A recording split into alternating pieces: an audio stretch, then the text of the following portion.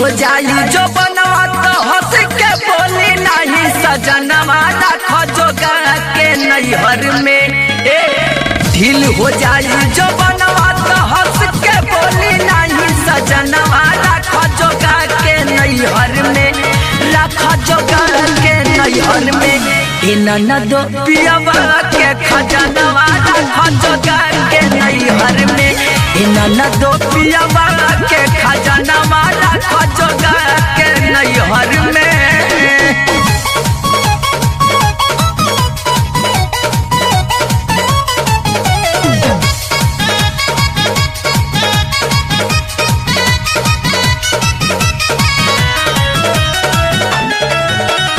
कैले पमाना न माने लू बतिया, हमरा से बोले लू ठोक ठोक छतिया।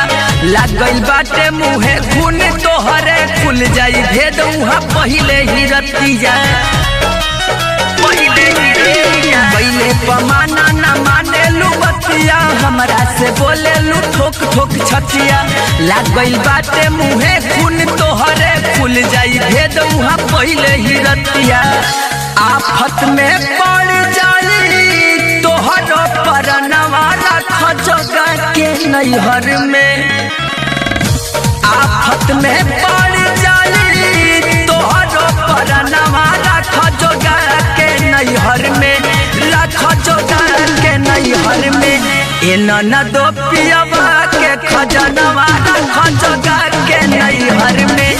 ननद पियवा के खजनवा रख जोगा के नैहर में।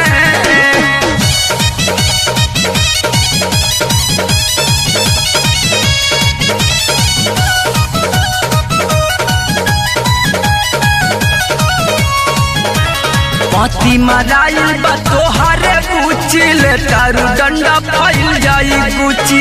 जाई बिगड़ कौनो बतिया अगर ता कौनो यार नहीं बदवा में पूछी।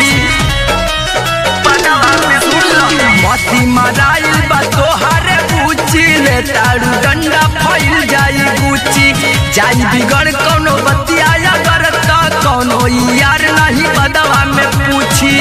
जनिला सारा चोलिया लहंगवा रख जोगा के नैहर में।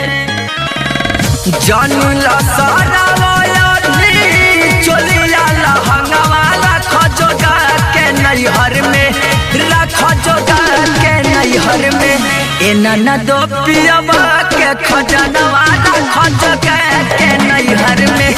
ननद पियवा के खजनवा रख जोगा के नैहर में।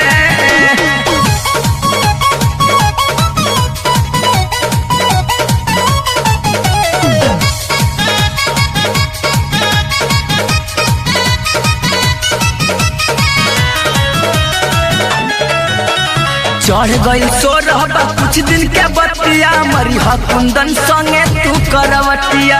रात दिन फोने पर भीड़ल रहेलू कर जनिया तना उपेंद्र से बतिया।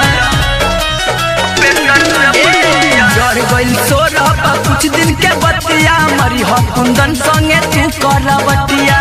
रात दिन फोने पर भीड़ल रहेलू कर जनिया तना उपेंद्र से बतिया। दिल से जो कोशिश करबू मान जाई मनवा रख जोगा के नैहर में। दिल से जो कोशिश करबू मान जाई मनवा रख जोगा के नैहर में, रख जोगा के नैहर में। ननद पियवा के खजनवा रख जोगा के नैहर में। ननद चोलिया के खजनवा रख जोगा के